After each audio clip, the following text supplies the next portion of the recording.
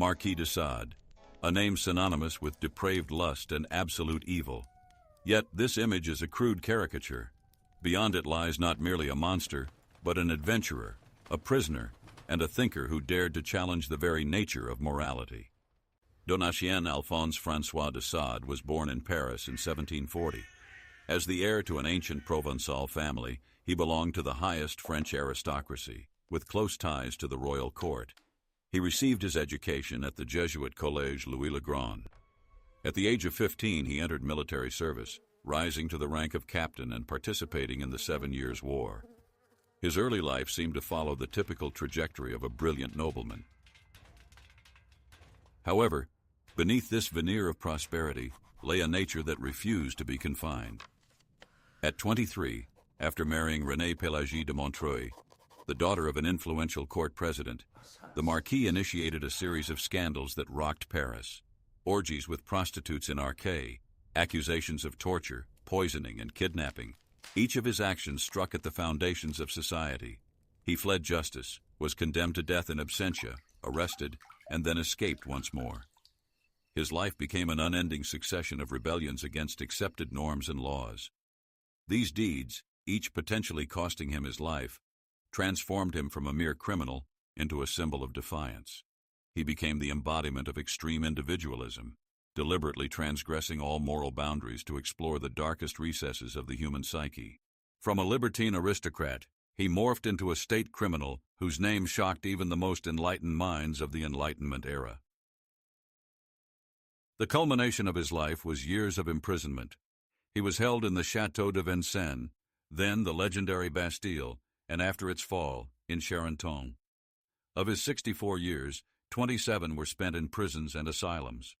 It was behind bars, in isolation, that he created his most famous and scandalous works, the 120 Days of Sodom, Justine, and Philosophy in the Bedroom.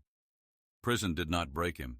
Instead, it provided the time for reflection and the articulation of his ideas, transforming him from a rebellious practitioner into a theoretical philosopher. The widespread perception of de Sade as a thoughtless pervert consumed by base passions does not withstand scrutiny. He was not merely a monster, but an intellectual whose texts, penned with blood and anguish, became a radical manifesto for freedom pushed to its absurd limits. He didn't just describe vices, he dissected society, exposing its hypocrisy and foreshadowing ideas that philosophers and psychologists would debate centuries later. His philosophy was not a justification for violence, but an attempt to comprehend what transpires when an individual casts off all conventions, left alone with their true nature. Attempts to understand the origins of his rebellion inevitably lead to his childhood, to the environment that shaped the future Marquis. Donatien grew up in the shadow of absent parents. His father, the Count de Sade, was a well-known libertine, while his mother, Marie-Louise de Maillet, showed coldness toward her son, preferring social life. The young Marquis was raised by his grandmother and then by his uncle, Abbé de Sade, an educated man with remarkably liberal views. This upbringing stood in stark contrast to the strict Jesuit discipline Donatien experienced at the Collège Louis-le-Grand. There, amidst rigorous rules and classical texts, his sharp mind developed, but so too did a profound disdain for any form of restriction. However, the true test of his character came during the 7 Years' War. At 15, upon joining the army, he confronted brutality and death firsthand. The military campaigns, the pervasive violence, and the casual indifference to human life on the battlefield all constituted a shocking, yet profoundly formative experience. The Marquis witnessed the collapse of moral norms and the devaluation of life in the maelstrom of conflict.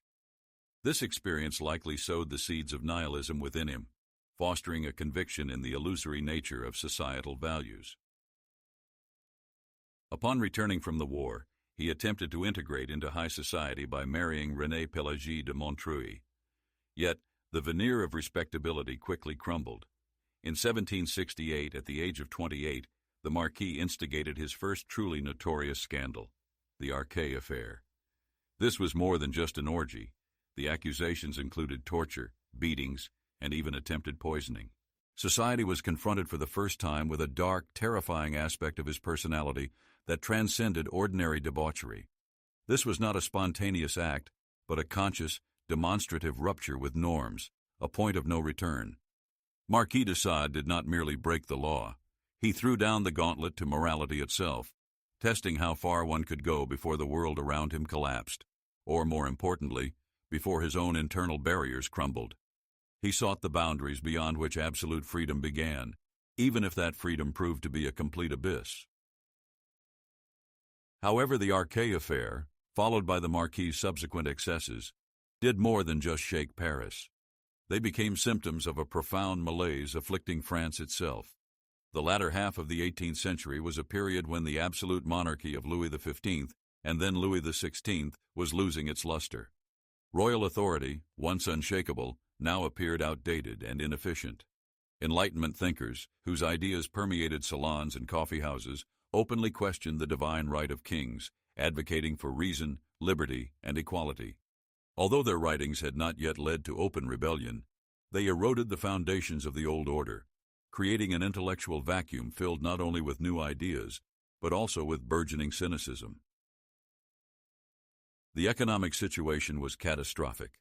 France, exhausted by the 7 Years' War and costly support for the American Revolution, was drowning in debt. Versailles, a symbol of luxury and power, devoured astronomical sums, while millions of peasants lived in destitution, burdened by unbearable taxes. The taxation system was archaic and unjust. The clergy and nobility, comprising only a small fraction of the population, were exempt from most levies, shifting the entire burden onto the shoulders of the Third Estate.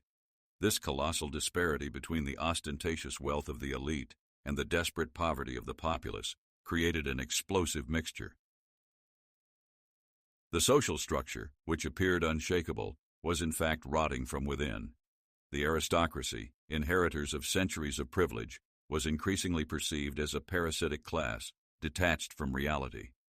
Their lives were a succession of balls, intrigues, and unrestrained spending, while outside the walls of their luxurious mansions, discontent seethed. The bourgeoisie, gaining economic power but deprived of political influence, demanded change. They saw the hypocrisy of the court, the emptiness of aristocratic titles, and yearned for a new order based on merit rather than birth. In this atmosphere of pervasive inequality and burgeoning conflict, the old moral compass lost all meaning. The nobility to which Marquis de Sade belonged was itself mired in contradictions. Many aristocrats, much like Donatien's father, led dissolute lives, openly flouting the very norms they were supposed to uphold.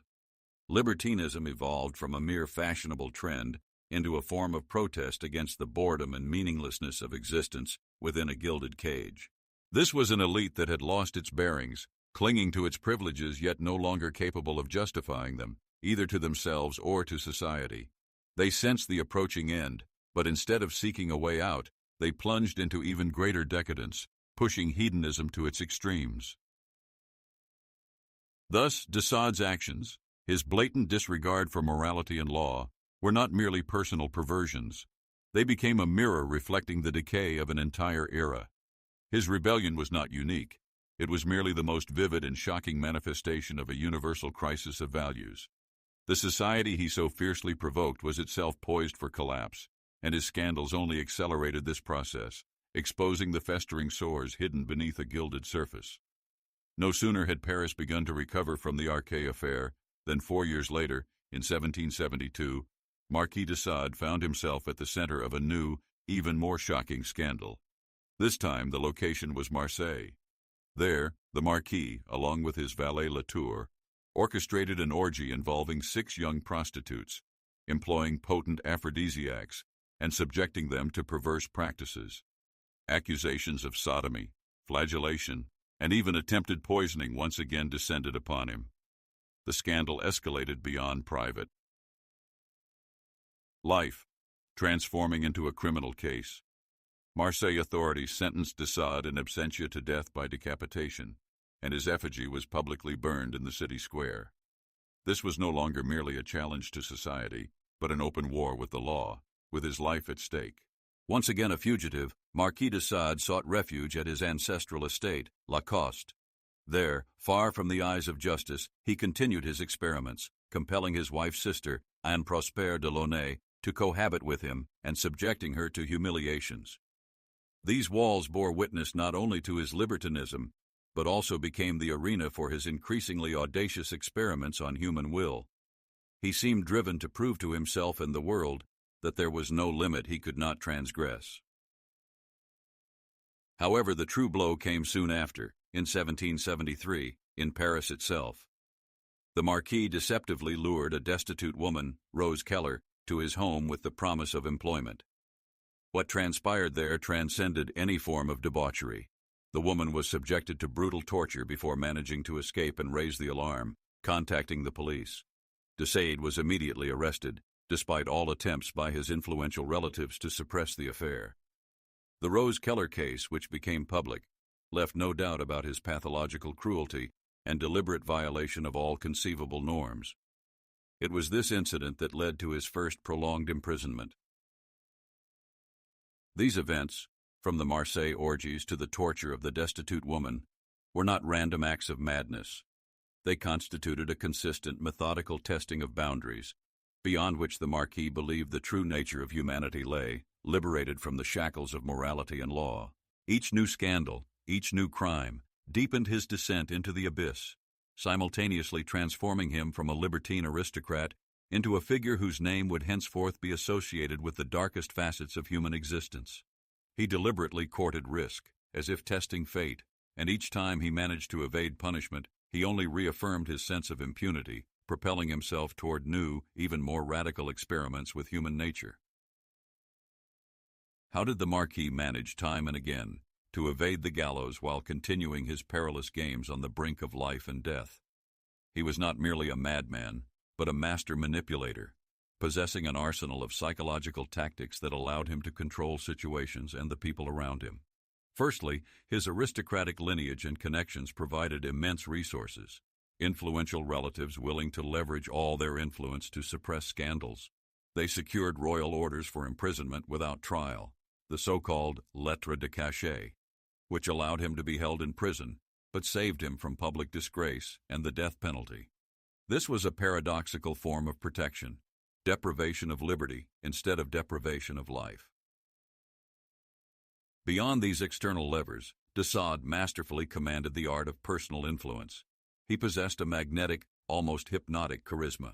Even those aware of his reputation often succumbed to his charm. The Marquis was adept at identifying weaknesses in human nature: greed, vanity, a craving for forbidden pleasures. He offered money, promised patronage, and played on curiosity and a propensity for risk.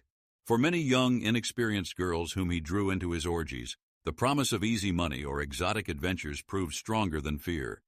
He did not merely purchase services, he skillfully crafted an illusion of trust and security before unleashing the full extent of his cruelty upon his victims. His technology of influence also encompassed the meticulous selection of accomplices. The Marquis did not act alone. His valets, servants, and even some members of the lesser nobility became his confederates. He chose individuals who were either entirely dependent on him, possessed their own inclinations towards vice, or were sufficiently intimidated to remain silent. These individuals became his experts, organizers, guards, and suppliers of victims. He created a closed circle around himself, where everyone was bound by shared secrets and the fear of exposure. The Marquis was skilled at generating a peculiar buzz around himself. Rumors of his excesses spread throughout Paris, and strangely enough, this attracted new victims and admirers eager to touch the forbidden. Beyond his charisma and manipulative prowess, de Sade exhibited a phenomenal capacity for adaptation. He was a man constantly on the run, changing names, hiding places, and even countries. When pursued in France, he fled to Italy. When caught, he found ways to escape custody. This ceaseless chase with justice did not break him. Rather, it seemed only to spur him on. He learned from his mistakes, becoming increasingly cautious and inventive in his crimes and methods of evading punishment. His life transformed into an unending quest for loopholes in the system, a test of his own invulnerability, each time reaffirming his belief that he could survive any fall, rise again, and continue his descent into the abyss. However, one force proved stronger than his elusiveness and more powerful than his manipulations: his own family, or more precisely, his mother-in-law. Madame de Montreuil, a woman of formidable will, ambition, and an obsession with preserving her family's impeccable reputation, became Marquis de Sade's primary antagonist. For her, every scandal, every criminal act committed by her son-in-law was not merely a breach of law, but a personal affront, a blow to the honor she so zealously guarded.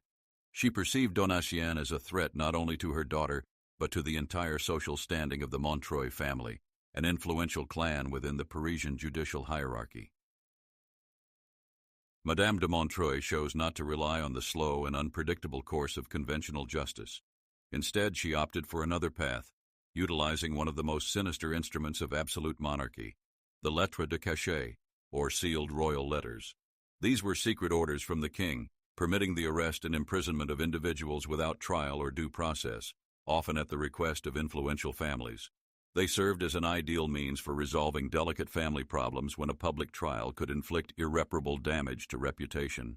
The Montreuils, as high-ranking representatives of the judiciary, had direct access to such instruments, transforming a family drama into a state affair conducted behind closed doors.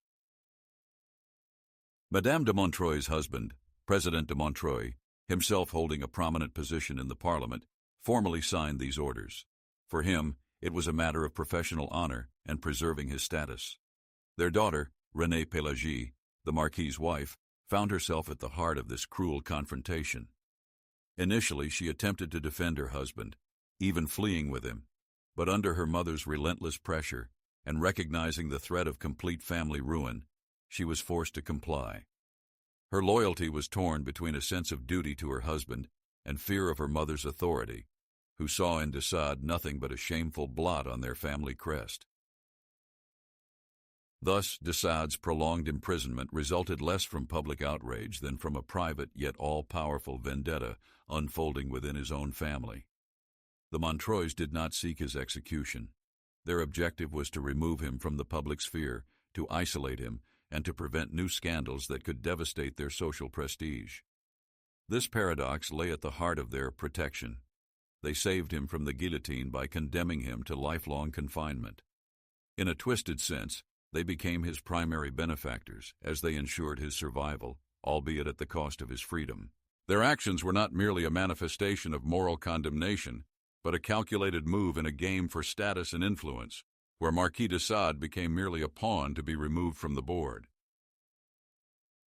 His frantic pursuit of absolute freedom clashed with the absolute power of the old order, embodied by an influential aristocratic family that could afford to imprison a man for decades to preserve its name. Confined to the Château de Vincennes at his mother-in-law's behest, Marquis de Sade appeared to be finally neutralized. Yet, even behind the strongest walls, his yearning for freedom did not wane. In 1777, after 4 years of imprisonment, he executed a daring escape. Employing cunning and likely bribery, the Marquis managed to elude the guards' vigilance and break out of the fortress. He immediately went on the run, determined to leave France, where every street could become a trap.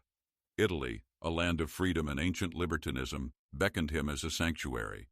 There, in Naples, he hoped to finally find respite from persecution, continue his experiments, and remain beyond the reach of French justice and, even more crucially, the all-powerful Madame de Montreuil. However, Madame de Montreuil's influence proved truly boundless. Her determination to dismantle her son-in-law's reputation, which he so diligently undermined, knew no limits. She not only secured a new lettre de cachet for his arrest, but also leveraged all her extensive connections to track the fugitive beyond France's borders. Her spies and agents, serving as her eyes and ears, scoured European cities. And so, in 1777 in Naples, the Marquis was apprehended. His illusion of safety crumbled overnight. Chained, he was transported back to France. This was more than just an arrest. It was a humiliating return to a reality where his will was powerless against the might of familial influence and the state apparatus. He was initially returned to the Château de Vincennes, where he spent another 7 years. But in 1784, an event occurred that would forever cement his name in history. He was transferred to the Bastille. The legendary fortress, a symbol of royal arbitrary power, became his new home. This marked the Marquis de Sade's ultimate downfall as an adventurer, his final misstep that led to the culmination of his incarceration. He spent 13 years in the Bastille in complete isolation, where his only companions were sheets of paper and ink. Madame de Montreuil had achieved her goal. She had removed him from the chessboard of public life, securely locking him away in the kingdom's most impregnable prison. The freedom he so desperately sought in his mad experiments ultimately transformed into absolute bleak confinement. Thus ended the era of the libertine Marquis, and a new chapter began, that of the Marquis prisoner, compelled to transfer his rebellions and explorations from the real world onto the pages of his manuscripts. Behind the walls of the Bastille, within its gloomy casemates, Marquis de Sade discovered a paradoxical freedom, the freedom of thought, unconstrained by either society or law. He spent 13 years in this stone prison, where each day was a trial and each night an endless nightmare. Damp walls, solitude, and only the scratch of his pen on paper disturbed the dead silence, becoming the sole witness to his indomitable spirit. Despite the strictest surveillance, he managed to obtain access to ink and parchment, transforming his cell into a workshop where the era's most scandalous and radical texts came into being. It was here, in the kingdom's most impregnable prison, that he began work on his monumental literary creations. Penned on narrow strips of paper that he concealed from his captors, the 120 Days of Sodom emerged, a shocking exploration of the limits of human cruelty and perversion. This was followed by Justine, or the Misfortunes of Virtue, and Philosophy in the Bedroom, where, through the dialogues and monologues of his characters, he articulated his most audacious ideas on the nature of desire, morality, and power. The prison, intended to break his will and silence him, merely unleashed his intellectual energy, channeling it into literary creation. This multi-year confinement became a critical turning point in his life. Deprived of the ability to enact his wild experiments in reality, the Marquis transferred them to the realm of words, making his characters the puppets of his philosophical inquiries. He ceased to be merely a libertine adventurer whose deeds shocked Paris. Within the walls of the Bastille, he became a thinker, albeit an extremely dangerous one, whose texts did not simply describe vices but dissected human nature itself, exposing its dark sides with unprecedented candor. His imprisonment, therefore, was not an end, but the beginning of his true, posthumous renown, transforming him from a criminal into an author whose name is forever etched in the history of literature and philosophy. Henceforth, Marquis de Sade was more than just an author. His name, branded by society, became a byword, evolving into a concept, a disturbing symbol that continues to provoke minds. This image, etched into centuries of history, often distorts the truth, reducing a complex figure to a one-sided caricature, a rampant pervert obsessed solely with base passions. Yet, in this simplification, the profound paradox underlying his existence and legacy is lost. De Sade, this aristocratic rebel confined within stone walls, became an unwitting mirror of his era. His texts, born of isolation, did not merely describe sexual deviations. They dissected the very nature of power, religion, morality, and human desire, pushing the ideas of freedom to their logical, terrifying limits. He challenged the fundamental tenets of society, offering no alternatives but forcing a gaze into the dark corners of the human soul that the enlightened 18th century preferred to ignore. The paradox of his legacy lies in the fact that it was precisely through the description of the repulsive and forbidden that he compelled the world to contemplate the boundaries of what is permissible, the cost of freedom, and the fragility of civilized norms. His life, replete with escapes, scandals, and imprisonments, became a kind of experiment conducted on himself and those around him. He consciously dismantled barriers, striving to understand what would remain of a human being once all social constructs and imposed moral dogmas were cast aside. The outcome proved both shocking and prophetic. De Sade anticipated many ideas that centuries later would become central to psychoanalysis, existentialist philosophy, and the study of human aggression. He revealed how easily the thin veneer of civilization can crumble, exposing an abyss of primal instincts and the drive for absolute dominance. Thus, the story of Marquis de Sade is not merely the biography of a criminal or a madman. It is a profound, albeit painful, lesson on the nature of human freedom, its limits, and its consequences. His figure remains a provocation, compelling us to ask uncomfortable questions. What defines true morality? Where does the line lie between individual will and social order? And what lurks in the darkest depths of human consciousness when all prohibitions are removed? He became not just a symbol of perversion, but an eternal reminder of the abyss that lurks within each of us, and within any society that loses its moral bearings.